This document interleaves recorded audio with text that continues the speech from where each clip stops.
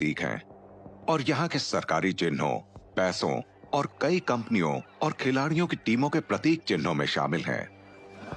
Kangaroo Australia की संस्कृति का अहम हिस्सा है, जो इसके हमेशा आगे बढ़ने और कभी पीछे नहीं हटने के जज्बे को दिखाता है।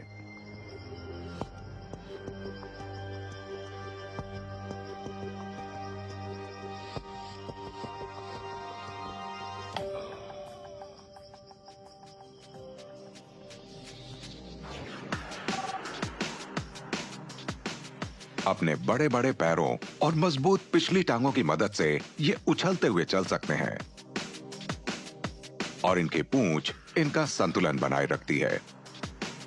दूसरे मार्सुपियल्स की तरह इनकी मादा भी बच्चों को पाउच में पालती है।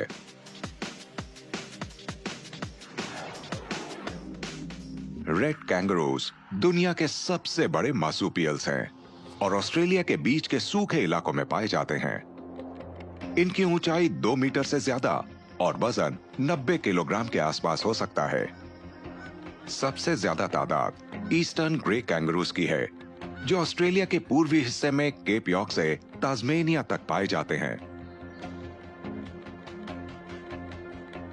अच्छे इलाके में आमतौर पर 2.5 वर्ग किलोमीटर में 50 कैंगरूज दिख सकते हैं।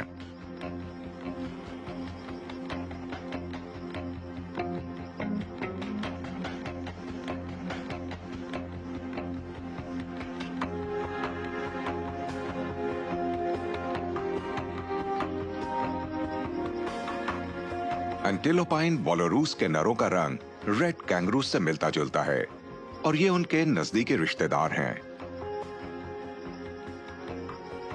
ये अपने नाक के बड़े छेदों की वजह से अलग दिखते हैं।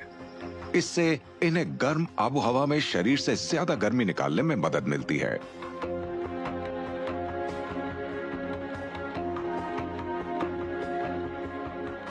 कैंगरूज दुनिया के बड़े जानवरों में अकेले हैं जो चलने के लिए उछलते हुए आगे बढ़ते हैं।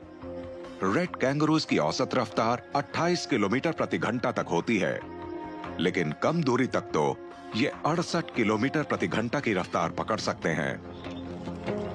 ऑस्ट्रेलिया में जंगलों की जगह धीरे धीरे रेगिस्तान के फैलने से कैंगरूज ने कम एनर्जी खर्च करके लंबी दूरी तय करने का तरीका विकसित कर लिया। उछलते हुए चलना इस समस्या का तेज और किफायती तरीका है।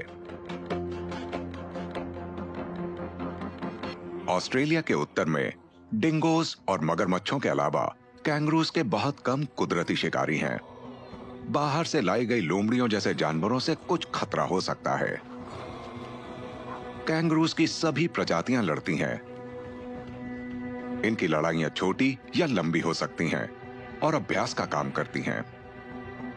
मुश्किल माहौल में लड़ाइयां अक्सर बहुत छोटी होती हैं।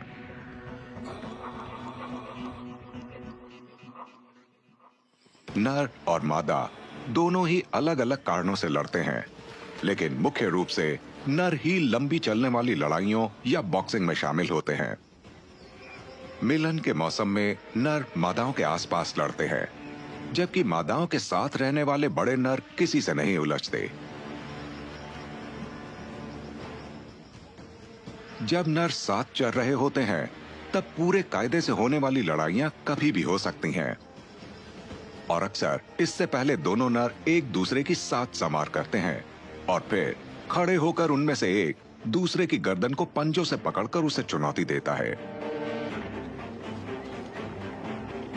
बड़े नर अक्सर छोटों की चुनौती को खारिज कर देते हैं, लेकिन लड़ाई छिड़ने पर ये सीधे खड़े होकर एक दूसरे के सिर, कंधों और सीने पर पंजे मारते हैं। बाजुओं से धक्का देकर दूसरों को गिराने की कोशिश करते हैं। इन पलों में कैंगरूज अपनी मजबूत पूंछ पर टिककर टांगों से एक दूसरे के पेट पर हमला कर सकते हैं। उनमें से किसी के पीछे हट जाने पर या हारने वाले को धक्का देकर गिरा दिए जाने पर विजेता तय हो जाता है। टांगों और बाजुओं के इन जबरदस्त हमलों से नर आपस में अपना रुतबा तय करते हैं और हारने वाले को आराम करने की अच्छी जगहों से भगा दिया जाता है।